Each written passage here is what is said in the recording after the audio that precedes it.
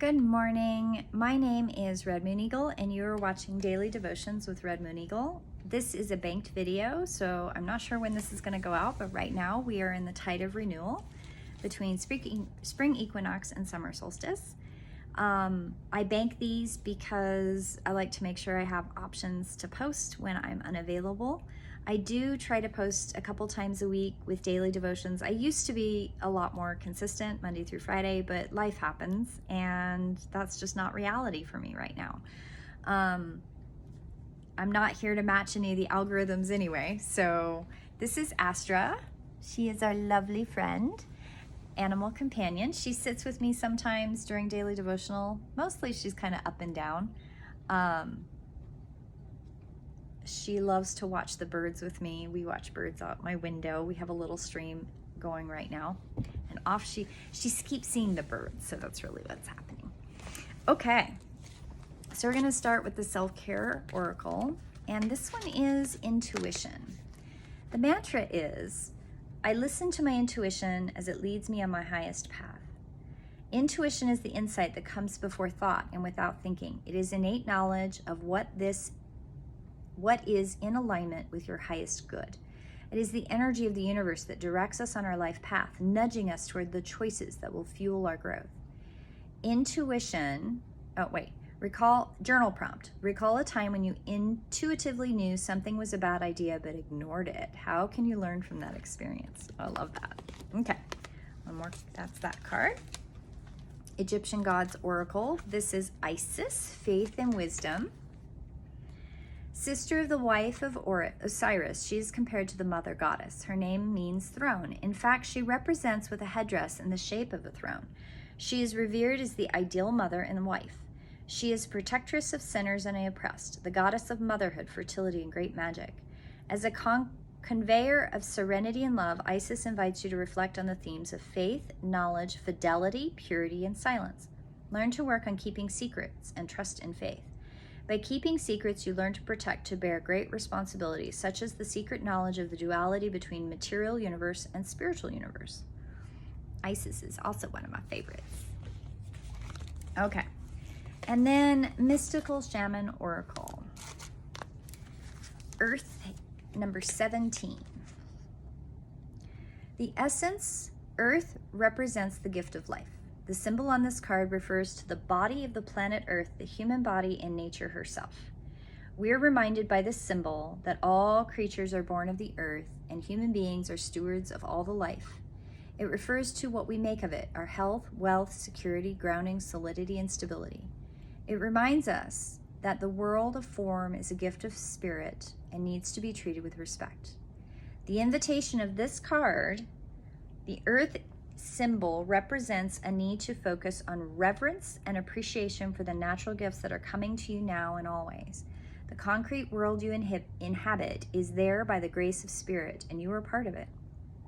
Much can be accomplished now, and when you focus on compassionate, reverent service to the world.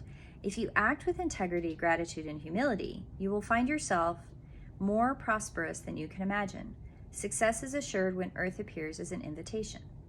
The medicine of this card means it is time to focus on what nurtures you, to open yourself to the healing of Mother Earth and see the abundant world around you. Perhaps you have lost the ability to trust that your needs will be met and have fallen to prey to the poverty consciousness. Perhaps you're not eating well, overworked and stressed, forgotten to breathe in the beauty of your surroundings. When the spirit of Earth comes to your medicine, you've been reminded that when you practice self-care, take a walk in nature, focus on the consciousness of abundance, and miracles can and do happen. I love that. So, a couple things with these cards. Earth, Isis, and intuition. And what comes to me with these for today is the sacred wheel, the sacred medicine wheel. Inside the sacred medicine wheel, we have body, mind, spirit, and emotion. We have all the elements, earth, air, fire, water. On the outside of the wheel, we have community. And community is the overarching spiritual connection between all of us. We are all entities have a commonality of a human meat suit or an animal meat suit or a plant meat suit or a spiritual meat suit. We all have these dimensional realm connections. Our intuition comes from our knowledge of our blueprint and our knowledge that we are all connected. If something comes up in your blueprint that says, hey, red flag, it doesn't mean that the choice you made was bad, evil. There should be no shame, fear, or disappointment in your choices. They are always lessons. Nothing is random. Everything has purpose. And yet we always have choices, but you're not going to make choices in your blueprint available to you that don't make sense. And your guides work so hard to make sure that the intersectionality of blueprints meshes well. It meshes, nicely grooved together. There's always movement in that. And Isis is very much the mother goddess. When you come to Earth and you're in a human gifted meat suit, your body suit is a gift from Mother Earth. You are given a treasure to honor, to live within. This is your personal altar.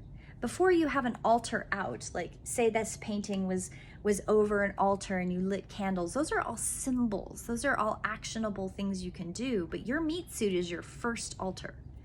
That is the altar that you were given to cherish, take care of, and honor. When I talk about self-care, I talk about the pillars of self-care. I talk about drinking charged water.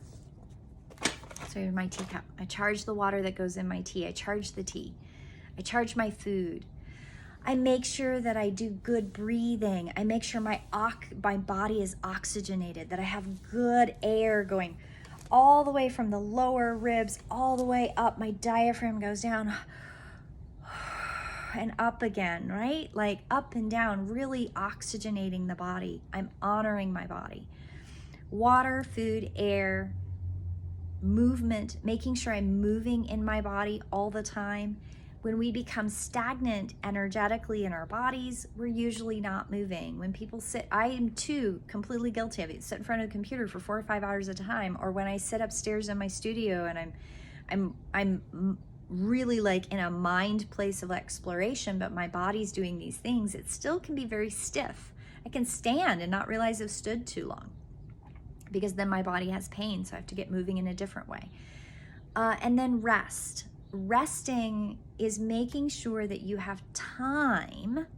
You're taking advantage of the moments between things to rest. It could be you're getting in your car and you're driving somewhere. Take a minute or two when you get in your car, and instead of turning on the radio and plugging in your phone and doing all those things, sit with your eyes closed, take some good breaths. Drink some charged water, put some charged food in your mouth. Say a prayerful moment.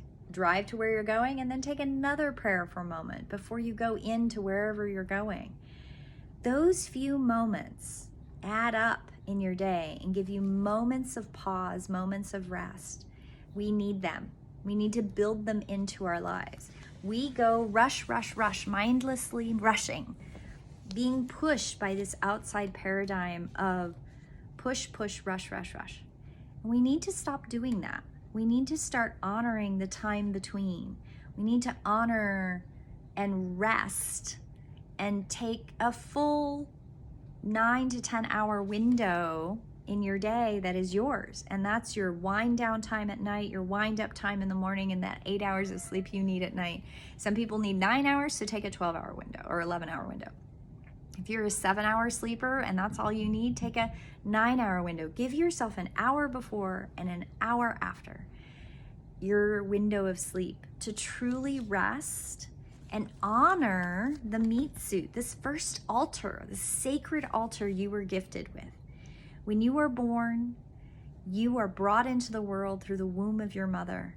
And that mother's womb is also sacred. There's a sacred responsibility that comes from that. And not all women honor that, and I understand that. But I too have carried children, and there is a sacred trust that goes with that. I know that those children are not mine. They do not belong to me. I carried them, I did my best, and I continue, whether they go out into the world and live their own lives, I continue to work on me. not to be selfish, but to be selfless in healing the traumas that have come to me through many generations, so that I can heal those traumas and gift that healing to my children in a multidimensional, connected way, because my children will always have a piece of me.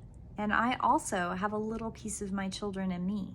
So we are interdimensionally, spiritually, bodily, mentally, emotionally, community connected. We are all connected through the wheel. And fathers also have an amazing gift to be connected to their children.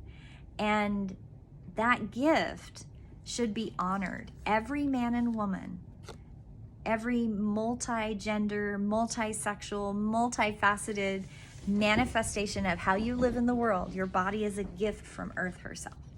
And these cards remind us of that. And our goddess-gifted body in this world requires us to honor that through self-care. And that care is intentional, mindful, and connected.